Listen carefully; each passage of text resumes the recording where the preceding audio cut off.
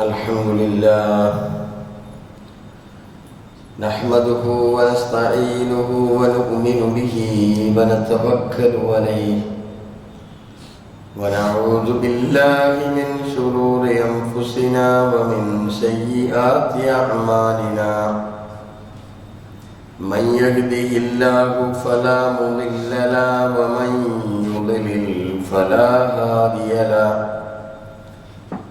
ونشهد أن لا إله إلا الله ونشهد أن محمدا عبده ورسوله أرسله بالهدى ودين الحق ليظهره على الدين كله ولو كره المشركون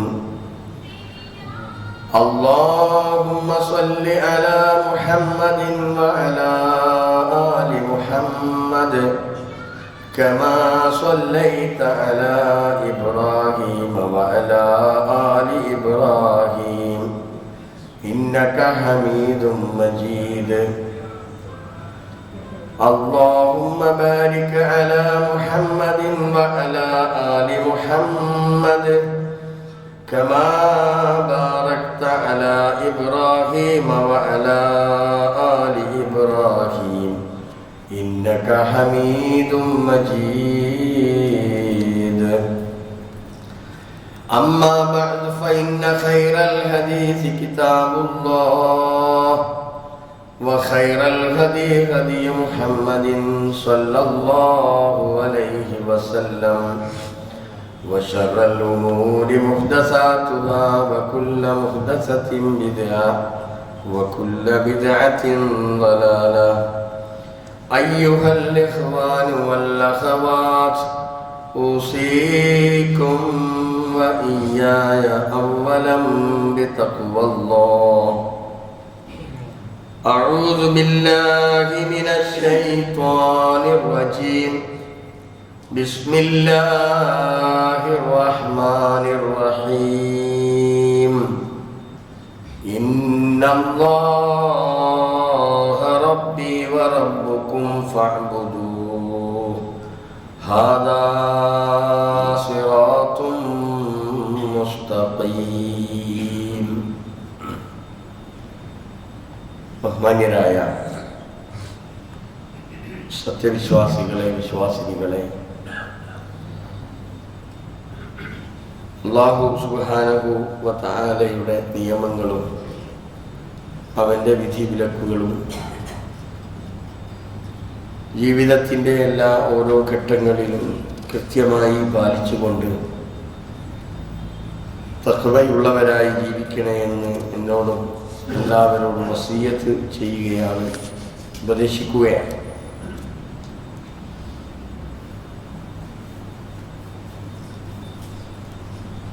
പരിശുദ്ധ ഖുർആനിൽ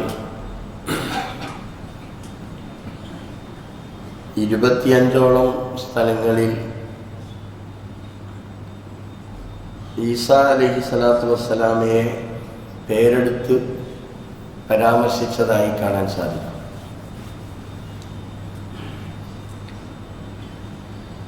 അല്ലാതെയും പല സ്ഥലങ്ങളിലായി സൂചനകളിലൂടെ പരിശുദ്ധ ഖുർആൻ ഒരാവർത്തി വായിക്കുമ്പോൾ നമുക്ക് മനസ്സിലാക്കുവാൻ സാധിക്കുന്ന ഒരു യാഥാർത്ഥ്യമാണ്. ഈസാ നബിയെ സംബന്ധിച്ച് ലോകത്ത് പ്രധാനമായും 3 തരത്തിലുള്ള അഭിപ്രായങ്ങളാണ് നിലവിലുള്ളത്. ജൂതന്മാർ, യഹൂദികൾ ഈസാ നബിയെ കുറിച്ച് പറയുന്നത് ഈസാ നബി ജാരസന്തതിയാണ് എന്നാണ്.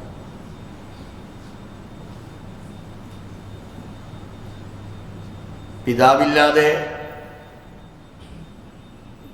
ജനിച്ച ഈസാ നബി അലൈഹിസ്സലാത്തു വസ്സലാമയെ കുറിച്ചാണ് ജൂതന്മാർ ജാരസന്തതി എന്ന് പറയുന്നത്. ക്രൈസ്തവർ ഈസാ നബിയെ കുറിച്ച് പറയുന്നത് ദൈവത്തിൻ്റെ പുത്രനാണ് എന്നാണ്.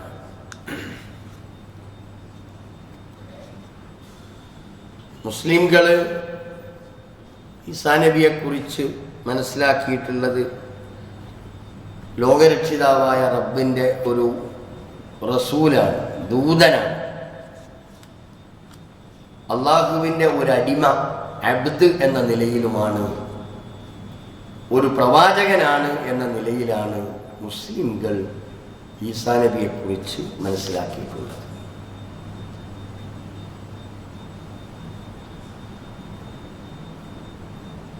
ഈസാ നബി അലൈഹിസ്സലാത്തു വസ്സലാമയെ സംബന്ധിച്ചും അതുപോലെ തന്നെ അദ്ദേഹത്തിൻ്റെ ജനനവും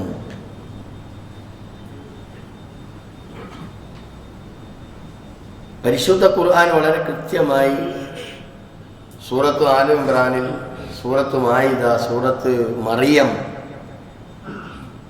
എല്ലാ സ്ഥലങ്ങളിലും അത് കൃത്യമായി നമുക്ക് പറഞ്ഞു തന്നിട്ടുണ്ട്.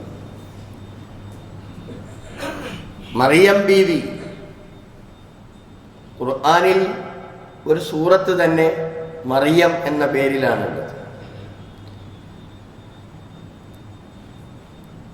മറിയം ബീവിയെ അല്ലാഹു തആല സംരക്ഷിച്ച ആ വിഷയം സൂറത്ത് ആൽ ഇംറാനിലൂടെ പറയുന്നുണ്ട്. ഫതഖബ്ബലഹാ റബ്ബുഹാ ബിഖബൂലിൻ ഹസനിൻ. മറിയം ബീവിക്ക് നല്ല ഒരു സ്വീകരണം അല്ലാഹു തആല നൽകിയിട്ടുണ്ട്. അതിന്റെ അടിസ്ഥാനത്തിൽ വഅംബതഹാ നബാതൻ ഹസന, നല്ല നിലയിൽ മറിയം ബീവിയെ അള്ളാഹു വളർത്തിക്കൊണ്ടുവരികയും ചെയ്തിട്ടുണ്ട്. പള്ളിയിലായിരുന്നു മറിയം ബീവിയുടെ ഇടം. അല്ലാഹു തആല നിശ്ചയിച്ച ഇടമാണ്.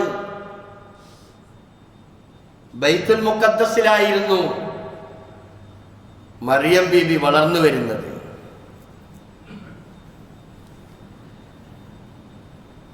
മറിയം ബീവിയുടെ സംരക്ഷണം ഏൽപ്പിച്ചിട്ടുള്ളത് സക്കരിയ അലൈഹിസ്സലാത്തു വസ്സലാമയെയാണ്. വകഫലഹാ സക്കരിയ. മറിയം ബീവിയുടെ സംരക്ഷണം, ഉത്തരവാദിത്തം ഏൽപ്പിച്ചത് അത് ഒരു നറുക്കെടുപ്പിലൂടെ കിട്ടിയതാണ്. ആര് നോക്കും, ആരെ ഏൽപ്പിക്കും എന്നതിനെക്കുറിച്ചുള്ള നീണ്ട ചർച്ചകൾക്കൊടുവിൽ നറുക്കെടുപ്പിലൂടെയാണ് സക്കരിയ അലൈഹിസ്സലാത്തു വസ്സലാമക്ക് അത് കിട്ടിയത്. അത് പൂർണ്ണമായും സക്കരിയ അലൈഹിസ്സലാത്തു വസ്സലാം അത് നിർവഹിച്ചിട്ടുണ്ട്. ഇടയ്ക്കിടയ്ക്ക് അവിടെ സന്ദർശിക്കും സക്കരിയ അലൈഹിസ്സലാത്തു വസ്സലാം. ഖുർആൻ അത് അങ്ങനെ തന്നെ പറയുന്നുണ്ട്. കുല്ലമാ ദഖല അലൈഹ സക്കരിയൽ മിഹ്റാബ്. മിഹ്റാബിന്റെ അടുത്ത് ഒരു ഇടം നൽകിയാണ് ആ മറിയം ബീവിക്ക് താമസിക്കാൻ ഒരു പ്രത്യേക സ്ഥലം അവിടെ ഒരുക്കി കൊടുത്തതാണ്. ആ മിഹ്റാബിന്റെ അടുത്ത് ഇങ്ങനെ സക്കരിയ അലൈഹിസ്സലാത്തു വസ്സലാം ഇടയ്ക്കിടയ്ക്ക് വിസിറ്റ് ചെയ്യുമ്പോൾ, അവിടെ ഇങ്ങനെ സന്ദർശിക്കുമ്പോൾ വജദ ഇൻദഹാ റിസ്ഖ, അവിടെ ഭക്ഷണം കാണും. എന്താ നിനക്ക് വേണ്ടത്, എന്തൊക്കെയാണ് ആവശ്യം? സംരക്ഷണ ഉത്തരവാദിത്തമുള്ള സക്കരിയ അലൈഹിസ്സലാത്തു വസ്സലാം അവിടെ ചെന്ന് അന്വേഷിക്കണമല്ലോ. ആ നിലയ്ക്ക് അവിടെ ചെന്ന് കാണുമ്പോൾ അവിടെ ഭക്ഷണപ്പൊതി കാണാം, ഭക്ഷണം കാണാം, ധാരാളമായ ഭക്ഷണം. അപ്പൊ ഇത് കാണുമ്പം സക്കരിയ അലൈഹിസ്സലാത്തു വസ്സലാം ചോദിച്ചു, യാ മറിയം, ഓ മറിയം, അന്നാലക്കി ഹാദ, എവിടുന്നാണ് നിനക്ക് ഈ ഭക്ഷണം കിട്ടിയത്? ആരാ നിനക്ക് ഈ ഭക്ഷണം? ഇതിന്റെ ഉത്തരവാദിത്തം ഏൽപ്പിക്കപ്പെട്ട ഒരാളല്ലേ ഞാൻ. പിന്നെ എവിടുന്നാണ്? അന്നാലക്കി ഹാദ, എവിടുന്നാണ് നിനക്ക് ഈ ഭക്ഷണം കിട്ടിയത് എന്ന് മറിയം ബീവിയോട് ചോദിക്കുമ്പോൾ കാലത്ത് അവൾ പറയും, മറിയം ബീവി മറുപടി, ഹുവ മിൻ ഇൻദില്ലാഹ്, ഹുവ മിൻ ഇൻദില്ലാഹ്, ഇത് അല്ലാഹുവിന്റെ അടുത്ത് നിന്നുള്ളതാണ്. ഖുർആൻ പറയാ, ഇന്നല്ലാഹ യർസുഖു മൻ യശാഉ ബിഗൈരി ഹിസാബ്. അല്ലാഹു തആല അല്ലാഹു ഉദ്ദേശിക്കുന്നവർക്ക് ഭക്ഷണം കൊടുക്കും, ചിലപ്പോൾ അത് കണക്കില്ലാണ്ടെയും കൊടുക്കും. ഇത് അള്ളാഹുവിൻ്റെ ഒരു നടപടിക്രമ. അപ്പൊ ഇവിടെ നമ്മൾ മനസ്സിലാക്കേണ്ടത് മറിയം ബീവിയുടെ വളർച്ച, മറിയം ബീവി ഇങ്ങനെ ഒറ്റപ്പെട്ട് ഇന്നടത്ത് താമസിക്കണം എന്ന് അള്ളാന്റെ കൽപ്പന പ്രകാരമാണ് പള്ളിയിൽ പോയി താമസിക്കുന്നത്. അതിന്റെ സംരക്ഷണ ഉത്തരവാദിത്തം ഏൽപ്പിക്കപ്പെട്ടത് സക്കരിയ അലൈഹിസ്സലാമയെയാണ്. ആ സക്കരിയ അലൈഹിസ്സലാത്തു വസ്സലാം ഉത്തരവാദിത്തം കൃത്യമായി നിർവഹിച്ചിട്ടുമുണ്ട്. ഇവിടെ അള്ളാഹുവിൻ്റെ ഓരോ ഘട്ടം ഘട്ടമായിട്ടുള്ള തീരുമാനങ്ങൾക്കനുസരിച്ചാണ് ഓരോ കാര്യങ്ങളും ഇവിടെ നടന്നിട്ടുള്ളത്. അത് കഴിഞ്ഞ് നമ്മൾ അറിയേണ്ടത് ഇവിടെ മറിയം ബീവി അവിടെ വളർന്നിങ്ങനെ വലുതായി. മറിയം ബീവിക്ക് പുതിയ ഒരു വഹി കിട്ടുന്നു. മറിയം ബീവി ഗർഭിണിയാകുന്നു. പിന്നീട് ഒരു കുട്ടിക്ക് ജന്മം നൽകുന്നു. ഇതൊക്കെയാണല്ലോ സംഭവം. മറിയം ബീവിക്ക് അള്ളാഹുവിൻ്റെ നിർദ്ദേശപ്രകാരം ആരാധനയിൽ മുഴുകുകയാണ്. മറിയം ബീവി ധാരാളമായി ഖുർആൻ പറഞ്ഞു, യാ മറിയം, ഓ മറിയമേ, കുനുത്തി ലി റബ്ബിക്, നീ നിന്റെ റബ്ബിന് വേണ്ടി ധാരാളമായി പ്രാർത്ഥനയിൽ മുഴുകണം. വസ്തുതി, നിന്റെ റബ്ബിന്റെ മുമ്പിൽ നീ സുജൂദ് ചെയ്യണം. വർക്കഈ, റുകൂഅ് ചെയ്യണം. മഅ റാക്കിഈൻ, റുകൂഅ് ചെയ്യുന്നവരുടെ കൂടെ നീ റുകൂഅ് ചെയ്യണം. റുകൂഇലും സുജൂദിലും കിടന്ന് നീ ധാരാളമായി പ്രാർത്ഥിക്കണം. അങ്ങനെ അങ്ങനെ അങ്ങനെ അങ്ങനെ പ്രാർത്ഥനയുടെ ഫലം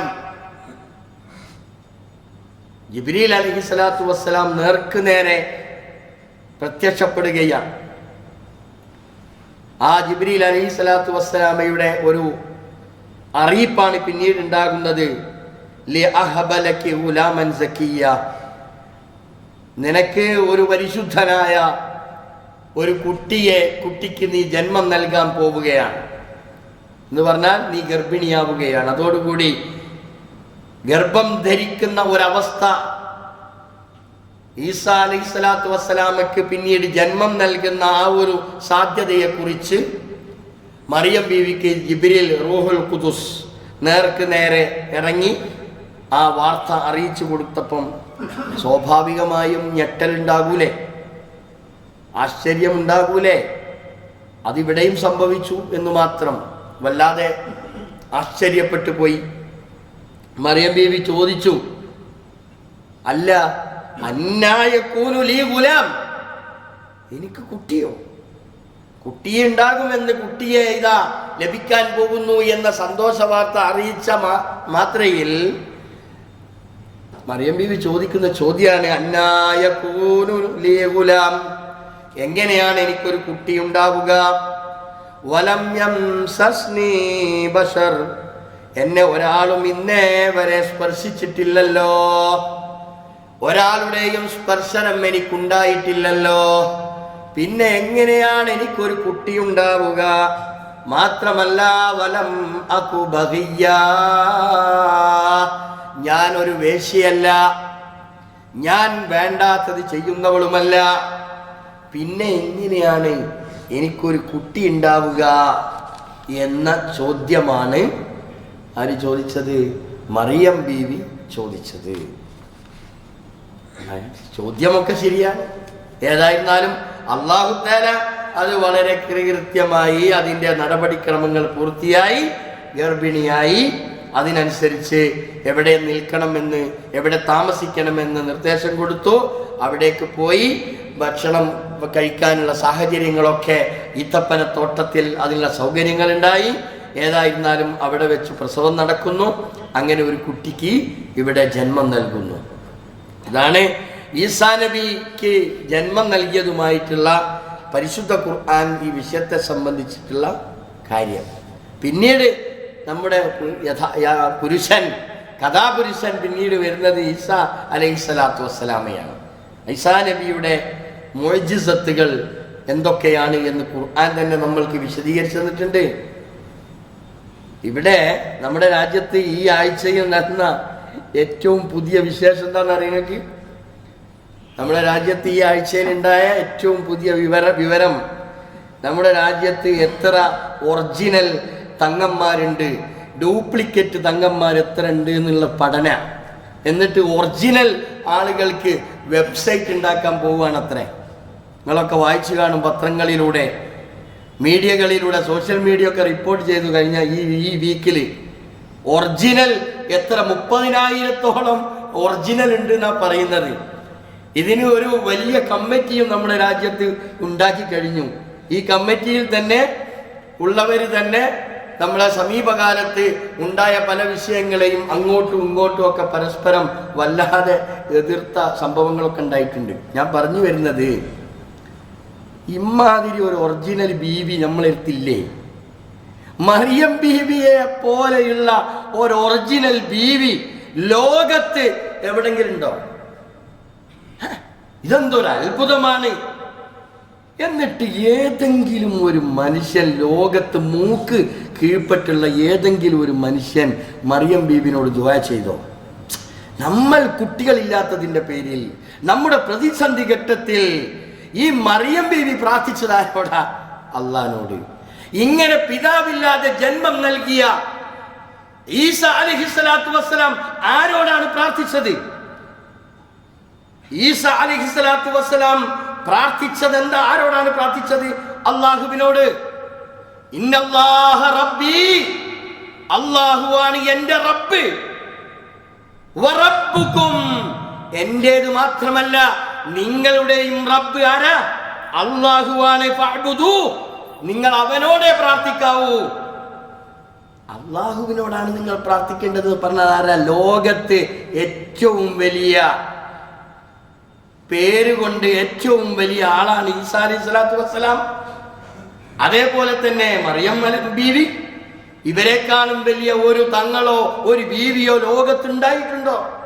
ഇല്ല. ഇവർ പ്രാർത്ഥിച്ചത് അള്ളാഹിനോടാണ്.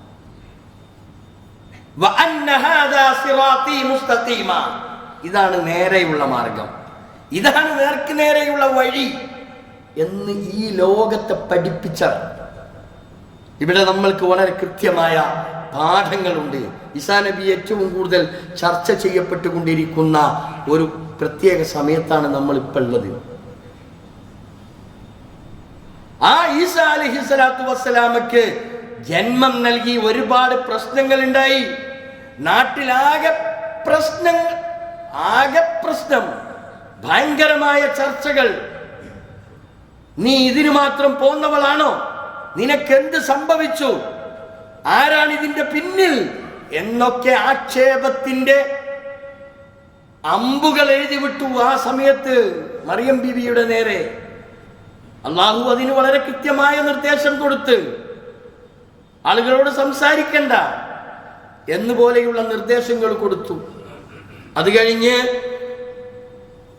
ഈസാ അലൈഹിസ്സലാത്തു വസ്സലാമയുടെ ജനനം ഉണ്ടായി. തൊട്ടിലിൽ വെച്ച് സംസാരിക്കുന്നതാണ് പിന്നെ കേൾക്കുന്നത്. എന്തൊരു അത്ഭുതമാണിത്!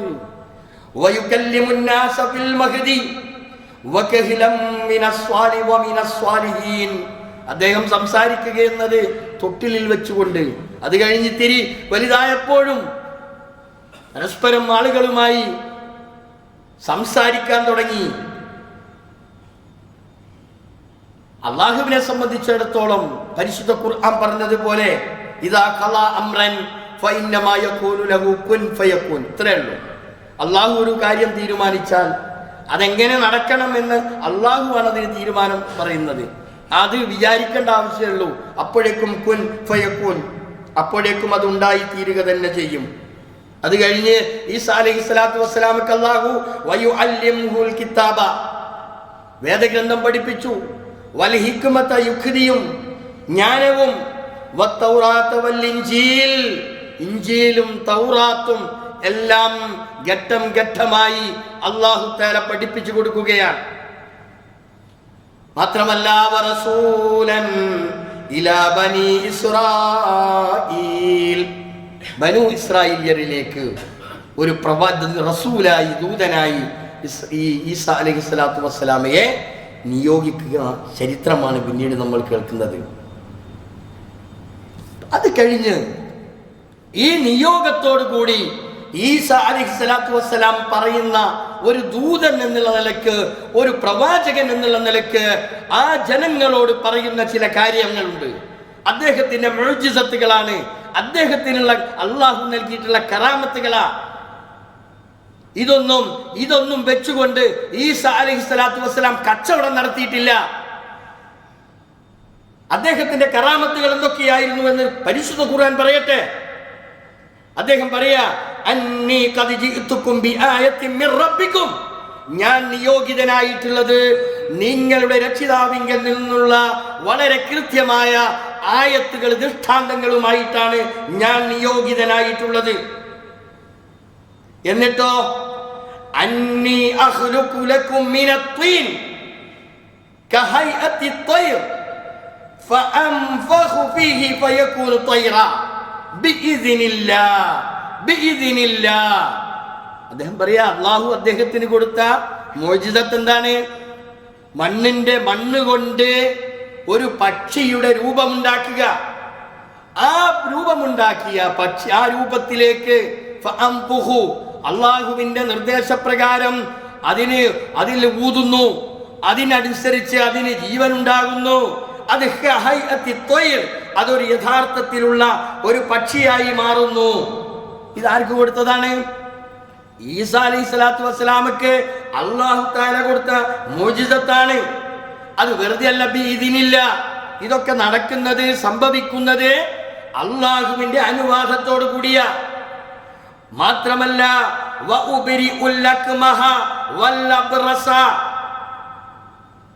പാണ്ട് രോഗം സുഖപ്പെടുത്താനുള്ള ഒരു കഴിവ് അല്ലാഹു തആല ഈസാ അലൈഹിസ്സലാത്തു വസ്സലാമക്ക് കൊടുത്തിരുന്നു. അതൊന്നുമല്ല,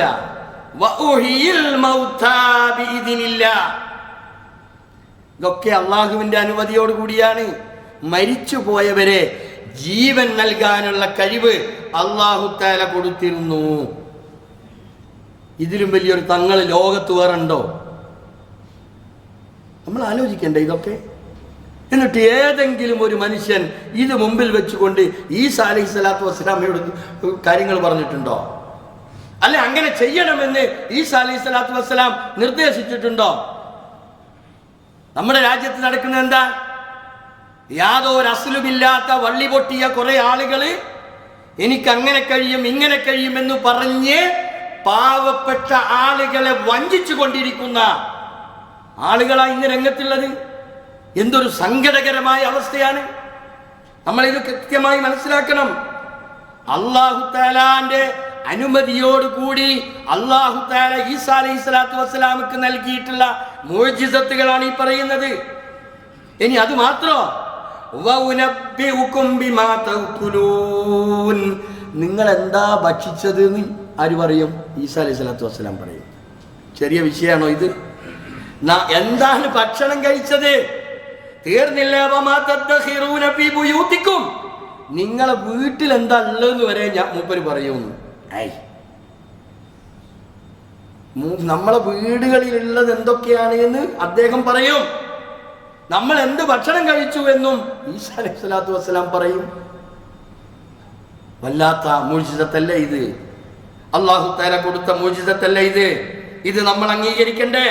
ഇന്ന ഫീ ദാലിക ലആയതൻ ലക്കും ഇൻ കുൻതും മുഅ്മിനീൻ. നിങ്ങൾ ഈമാനുള്ളവരാണോ? നിങ്ങൾ മുഅ്മിനുകളാണോ? ഇതിൽ വിശ്വസിക്കലും ഈ ആയത്തുകൾ ദൃഷ്ടാന്തങ്ങൾ അംഗീകരിക്കലും നിങ്ങൾക്ക് നിർബന്ധമാണ് എന്ന് ഖുർആൻ നമ്മളോട് പറയുന്നു. അപ്പോ ഈസാ അലൈഹിസ്സലാത്തു വസ്സലാമയുടെ ജനനം ഒരു അത്ഭുതകരമായ ഒരു ജനനം. അത് കഴിഞ്ഞ് ഈസാ അലൈഹിസ്സലാത്തു വസ്സലാമക്ക് അല്ലാഹു തആല നൽകിയിട്ടുള്ള മുഅ്ജിസത്തുകൾ ഓരോന്നായി പരിശുദ്ധ ഖുർആൻ സൂറത്ത് ആൽ ഇംറാനിലും അതുപോലെ തന്നെ ഇതേ കാര്യം തന്നെ സൂറത്തു മാഇദയിലെ 110 മുതൽ 113 ആയത്തുകളിലൊക്കെ ഈ കാര്യം വളരെ കൃത്യമായി വിശദീകരിച്ചിട്ടുണ്ട്. അത് കഴിഞ്ഞ് എന്തെല്ലാം വിഷയങ്ങൾ. ഈസാ അലൈഹിസ്സലാത്തു വസ്സലാം ഇപ്പോ അദ്ദേഹം ദൈവപുത്രനാണ്. ഇതാണ് ഒരു വലിയ വിഭാഗം ആളുകളുടെ വിശ്വാസമാണ്. അദ്ദേഹം ദൈവപുത്രനാണ്, ദൈവവുമാണ് എന്നാൽ പുത്രനുമാണ് ഒരേ സമയത്ത്. ത്രിയേകത്വത്തിലുള്ള ആ ത്രിത്വത്തിലുള്ള ഒരു വിശ്വാസത്തിന്റെ ഭാഗമായി അദ്ദേഹത്തിന്റെ ജന്മദിനം ആഘോഷിക്കുകയാണ്. എന്തുമാത്രം അബദ്ധ ജടിലമായ ഒരു വിശ്വാസത്തിൻ്റെ ഭാഗമാണ് ഇതൊക്കെ നടത്തിക്കൊണ്ടിരിക്കുന്നത് എന്ന് നമ്മൾ ആലോചിക്കണം. എന്നിട്ട് അതിന് പല പല പല പല പല പേരുകൾ നൽകി, വ്യത്യസ്തമായ പല കാര്യങ്ങളും നൽകിയിട്ട് അതിലേക്ക് ആളുകളെ ഇങ്ങനെ കൊണ്ടുവരുന്ന ഒരവസ്ഥ, അത് നമ്മളും അത് ഏറ്റെടുക്കാൻ തുടങ്ങി. ആഘോഷം എന്നാൽ ആഘോഷിക്കണം. ആഘോഷം എന്ന് പറയുന്നത് അതൊരു ജനാധിപത്യമാണ്. ആഘോഷിക്കണം എന്ന് പറയുന്നത് മതാധിപത്യമാണ്. നമ്മൾ അതിൻ്റെ വ്യത്യാസമാണ് നമ്മൾ മനസ്സിലാക്കേണ്ടത്. ആഘോഷം എന്ന് പറഞ്ഞാൽ അതൊരു ജനാധിപത്യ രാജ്യത്ത് ജീവിക്കുമ്പോൾ ആഘോഷങ്ങൾ ഉണ്ടാകാം. എന്നാൽ അത് ആഘോഷിക്കണം എന്ന് പറയുന്നത് അത് ജനാധിപത്യമല്ല, അത് അടിച്ചേൽപ്പിക്കലാണ്. ഇവിടെയാണ് നമ്മളുടെ വ്യക്തിത്വവും നമ്മുടെ ഇസ്ലാമിയത്വം വളരെ കൃത്യമായും അതിനെ സംബന്ധിച്ചുള്ള ഒരു നിലപാട് നമ്മൾ എടുക്കേണ്ടത്. സ്റ്റാറുകൾ പ്രത്യക്ഷപ്പെടുമ്പോൾ അത് എൻ്റെ വീട്ടിലുമാകാം എന്ന് തീരുമാനിക്കൽ ഒരു മുസ്ലിമിന്റെ വിശ്വാസവുമായി അത് യോജിച്ച ഒരു സംഗതിയല്ല. അതിലൊരു കോംപ്രമൈസ് ഇല്ല. നമ്മുടെ ഈമാനിനെ വളരെ കൃത്യമായി അളക്കുന്ന ഒരളവുകോലുണ്ട്, നമ്മുടെ വിശ്വാസത്തിന്റെ അളവുകോലുണ്ട്. അതിൽ വിള്ളലുകൾ ഉണ്ടാകാൻ പാടില്ല, അതിൽ ചോർച്ച വരാൻ പാടില്ല, വളരെ കൃത്യമായിരിക്കണം. റസൂലുള്ളാഹി സ്വല്ലല്ലാഹു അലൈഹി വസല്ലമ മണലാരണ്യത്തിൽ സഹാബികളെ കൊണ്ടുവന്ന് സഹാബികളോട് പറഞ്ഞു, സഹാബികൾക്ക് കാണിച്ചു കൊടുക്കുകയാണ് റസൂലുള്ളാഹ്. ഒരു വര വരച്ചു, നേർക്ക് നേരെയുള്ള ഒരു വര. അത് കഴിഞ്ഞ് റസൂലുള്ളാഹ് ആ വരയിൽ നിന്ന് വലത്തെ ഭാഗത്തോട്ടും ഇടത്തെ ഭാഗത്തോട്ടും വ്യത്യസ്തമായ ചില വരകൾ വരച്ചു. എന്നിട്ട് റസൂലുള്ളാഹി സ്വല്ലല്ലാഹു അലൈഹി വസല്ലമ സഹാബികൾക്ക് പറഞ്ഞു കൊടുത്തു, വഅന്ന ഹാദാ സിറാത്തി മുസ്തഖീമ, ഈ നേർക്ക് വരച്ചിട്ടുള്ള വരയുണ്ടല്ലോ, ഇതാണ് സിറാത്തുൽ മുസ്തഖീം എന്ന് പറയുന്നത്. നേരായ വഴി എന്ന് പറയുന്നത് ഇതാ. അങ്ങോട്ടും ഇങ്ങോട്ടും വലത്തോട്ടും ഇടത്തോട്ടും ഒക്കെ പോയിട്ടുള്ള വരകൾ അത് നേർക്ക് നേരെയുള്ള വരയല്ല, അതൊക്കെയും ബിദ്അത്തുകളാണ്, അതൊക്കെ തള്ളപ്പെടേണ്ടതാണ് എന്ന് റസൂലുള്ളാഹി സ്വല്ലല്ലാഹു അലൈഹി വസല്ലമ വളരെ കൃത്യമായി സഹാബികൾക്ക് ബോധ്യപ്പെടുത്തി കൊടുക്കുക. ഒരു സഹാബി റസൂലുള്ളാഹിന്റെ അടുത്ത് വന്ന് റസൂലുള്ളാഹിയോട് ചോദിച്ചു, ഔസീനി യാ റസൂലല്ലാഹ്, അള്ളാഹുവിന്റെ പ്രവാചകരെ, എനിക്ക് ചില ഉപദേശങ്ങൾ ആവശ്യമുണ്ട്, എന്നെ ഒന്ന് ഉപദേശിച്ചാലും എന്ന് ചോദിച്ചപ്പോ റസൂലുള്ളാഹി പറഞ്ഞു, ഖുൽ, നീ പറയൂ, ആമൻതു ബില്ലാഹ്, നീ പറയൂ, ആമൻതു ബില്ലാഹ്, ഞാൻ അള്ളാഹുവിൽ വിശ്വസിച്ചിരിക്കുന്നു എന്ന് നീ പറ. പോരാ, സുമ്മസ്തഖിം, അങ്ങനെ പറഞ്ഞാ പോരാ, നീ അതിനനുസരിച്ച് ഇസ്തിഖാമത്ത് നടത്തണം, നേരെ ചൊവ്വെ ജീവിക്കണം എന്നാണ് റസൂലുള്ളാഹ് ആ സഹാബിയെ ബോധ്യപ്പെടുത്തി കൊടുക്കുന്നത്. നമ്മൾ ഷഹാദത്ത് ഉച്ചരിച്ചവരാണ്. അഷ്ഹദു അല്ലാ ഇലാഹ ഇല്ലല്ലാഹ് വ അഷ്ഹദു അന്ന മുഹമ്മദർ റസൂലുള്ളാഹ്, ഷഹാദത്തിന്റെ സാക്ഷ്യം, അതിന്റെ പതിപ്പുകളായി നമ്മൾ മാറണം. ആ സാക്ഷ്യം ഉച്ചരിച്ചിട്ടുണ്ടെങ്കിൽ അത് നമ്മുടെ ജീവിതത്തിൽ തെളിഞ്ഞു നിൽക്കണം. കൃത്യമായി ആ ജീവിതത്തിൽ അതിങ്ങനെ നിഴലിച്ചു നിൽക്കേണ്ടതുണ്ട്. അതിനടിസ്ഥാനപ്പെടുത്തിയിട്ടാണ് നമ്മൾ ഓരോ കാര്യങ്ങളും. വളരെ കൃത്യമായി റസൂലുള്ളാഹി സ്വല്ലല്ലാഹു അലൈഹി വസല്ലമ തൻ്റെ അവസാന സമയം, മരണത്തോടടുത്ത് നിൽക്കുന്ന സമയം, റസൂലുള്ളാഹി പറഞ്ഞ ഒരു വാക്കുണ്ട്, ഞാനിതാ നിങ്ങളെ തറക്തു ഫീക്കും അംറൈൻ, ഞാൻ രണ്ട് കാര്യം നിങ്ങളെ ഏൽപ്പിച്ചിട്ടാണ് പോണത്. ലൻ തളില്ലു മാ തമസ്സക്തും ബിഹിമാ, അത് രണ്ടും നിങ്ങൾ മുറുകെ പിടിക്കാൻ നിങ്ങൾ തയ്യാറുണ്ടോ? നിങ്ങൾ വഴിവെച്ചു പോകൂല, നിങ്ങൾ പ്രതിസന്ധിയിൽ അകപ്പെടൂല, നിങ്ങൾ ബേജാറുണ്ടാകേണ്ട ഒരു പ്രശ്നമില്ല. കിതാബല്ലാഹി വസുന്നത റസൂലിഹി, ഒന്ന് അല്ലാഹുവിന്റെ കിതാബാണ്, രണ്ട് അല്ലാഹുവിന്റെ പ്രവാചകന്റെ സുന്നത്ത. ഇത് രണ്ടും ജീവിതത്തിൽ മുറുകെ പിടിച്ച് ജീവിക്കാൻ തയ്യാറുണ്ടോ? നമ്മൾ വഴിവെച്ചു പോകൂല, ദുനിയാവിലും ആഖിറത്തിലും രക്ഷപ്പെടാൻ സാധിക്കുമെന്ന് അള്ളാഹുവിന്റെ പ്രവാചകൻ സല്ലല്ലാഹു അലൈഹി വസല്ലമ നമ്മെ ബോധ്യപ്പെടുത്തിയിട്ടുണ്ട്. ആ നിലക്ക് എന്താണ് സുന്നത്ത്, എന്താണ് ശരി, ഇതൊക്കെ കൃത്യമായി മനസ്സിലാക്കാൻ, ശരി എന്താണെന്ന് തോന്നിയാൽ അതിനോട് ചേർന്ന് നിൽക്കാനും, തെറ്റ് എന്താണെന്ന് ബോധ്യപ്പെട്ടാൽ വലിച്ചെറിയാനും കഴിയുക എന്നതാണ് ഒരു വിശ്വാസിക്ക് ഉണ്ടാവേണ്ടത്. അള്ളാഹു നമ്മെ അനുഗ്രഹിക്കുമാറാവട്ടെ.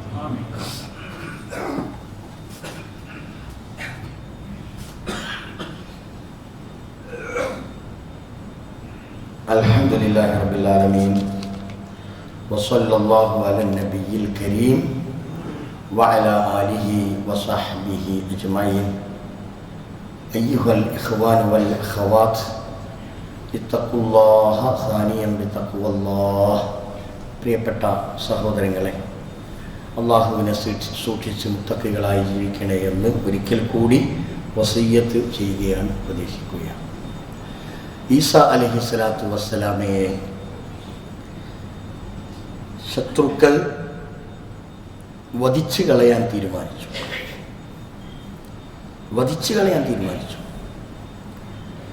അവിടെ അള്ളാഹുവിൻ്റെ ഇടപെടലുകൾ ഉണ്ടായി. വളരെ തന്ത്രപരമായി അള്ളാഹു തആല ഈസാ അലൈഹി സ്വലാത്തു വസ്സലാമയെ ആ സമൂഹത്തിൽ നിന്ന് രക്ഷപ്പെടുത്തുകയാണ്. എന്നിട്ട് അവർക്ക് ഈസായെ പോലെയുള്ള ഒരാളെ അള്ളാഹു തആല അങ്ങ് നൽകുക. വലാകിൻ ശുബ്ബിഹ ലഹും എന്നാണ് ഖുർആൻ പ്രയോഗിച്ചത്. അവിടെ സദൃശ്യമായ അദ്ദേഹത്തെ പോലെയുള്ള ഒരാളെ അവരുടെ വിശ്വാസമനുസരിച്ച് ഈസാ അലൈഹി സ്വലാത്തു വസ്സലാമയെ വധിച്ച് കുരിശിൽ തറച്ചു എന്ന് പറയുന്ന ആ വിശ്വാസത്തിൽ ഒരു കഴമ്പുമില്ല. ഖുർആൻ വളരെ കൃത്യമായി ആ വിഷയം പറഞ്ഞു തന്നു. ബൽ റഫഅഹു അല്ലാഹു ഇലൈഹി, അല്ലാഹു തആല അദ്ദേഹത്തെ തന്ത്രപരമായി അങ്ങ് ഉയർത്തി എന്നാണ്.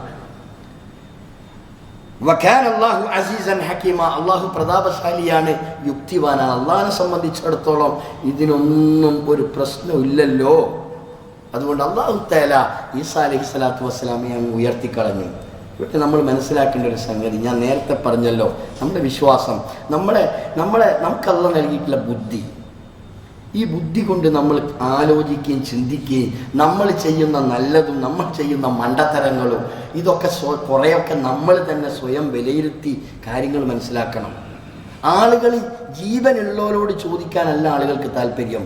ഏതോ കാലത്ത് മരിച്ച് മണ്ണടഞ്ഞു പോയ മൺകൂനകൾക്ക് മുമ്പിൽ പേരുള്ളതും പേരില്ലാത്തതുമായ ഒരു അഡ്രസ്സും ഇല്ലാത്ത, ഒരു കഥയില്ലാത്ത, ഇങ്ങനെ എന്തോ ഒരു പച്ച പുതച്ചിട്ടുണ്ടെങ്കിൽ അവിടേക്ക് ആളുകൾക്ക് ഇങ്ങനെ പോവുക. എന്തൊരു കഥ ഞങ്ങൾ ആലോചിച്ചു നോക്കി.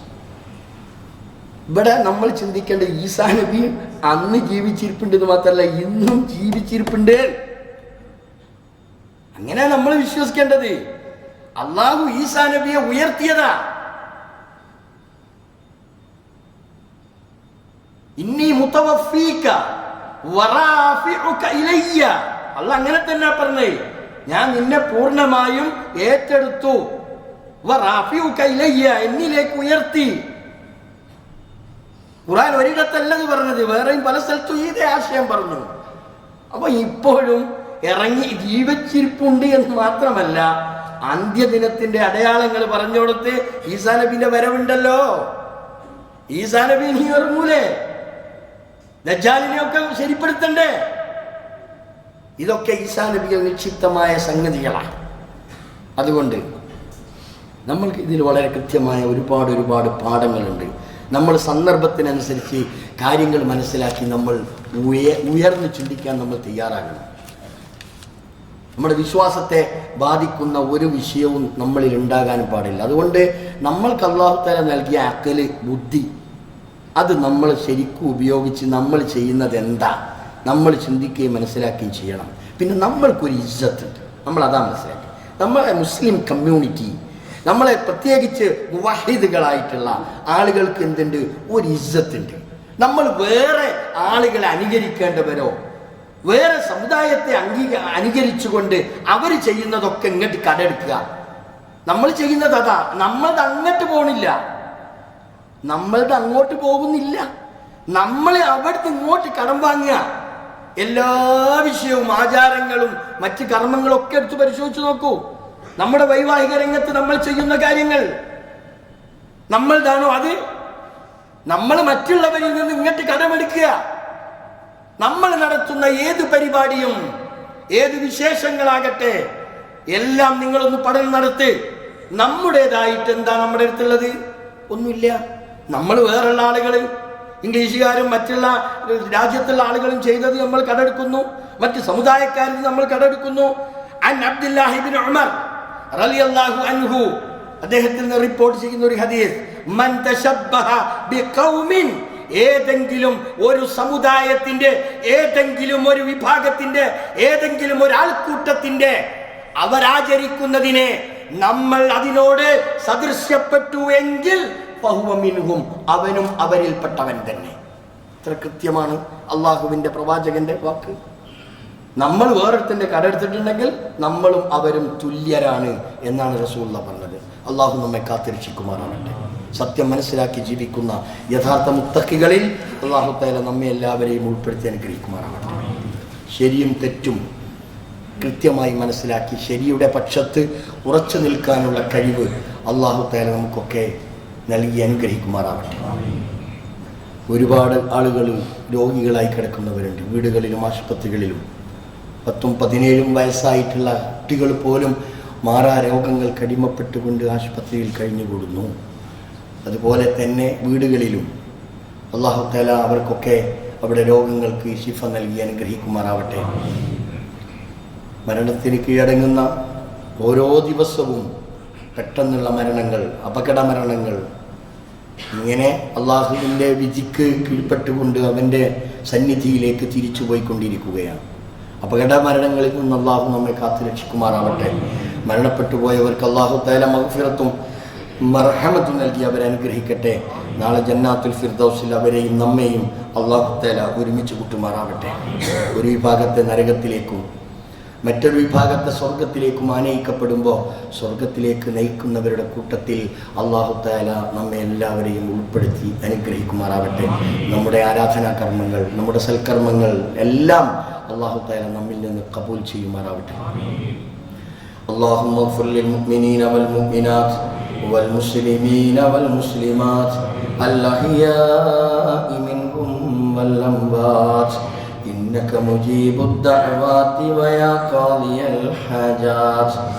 ربنا اغفر لنا ولإخواننا الذين سبقونا بالإيمان فلا تجعل في قلوبنا غلا للذين آمنوا ربنا إنك رؤوف رحيم. اللهم أجرنا من النار، اللهم أجرنا من النار. اللهم أعز الإسلام والمسلمين وأذل الشرك والمشركين. اللهم اجعلنا من المسلمين واجعلنا من المتقين واجعلنا من المخلصين. اللهم دمر أعداء الدين، اللهم دمر أعداء الدين. اللهم انصر المسلمين في فلسطين، اللهم انصر المسلمين في فلسطين، اللهم انصر المسلمين في فلسطين. اللهم مقلب القلوب ثبت قلوبنا على دينك. اللهم مثبت القلوب ثبت قلوبنا على دينك. ربنا تقبل منا إنك أنت السميع العليم وتب علينا إنك أنت التواب الرحيم. ربنا آتنا في الدنيا حسنة وفي الآخرة حسنة وقنا عذاب النار.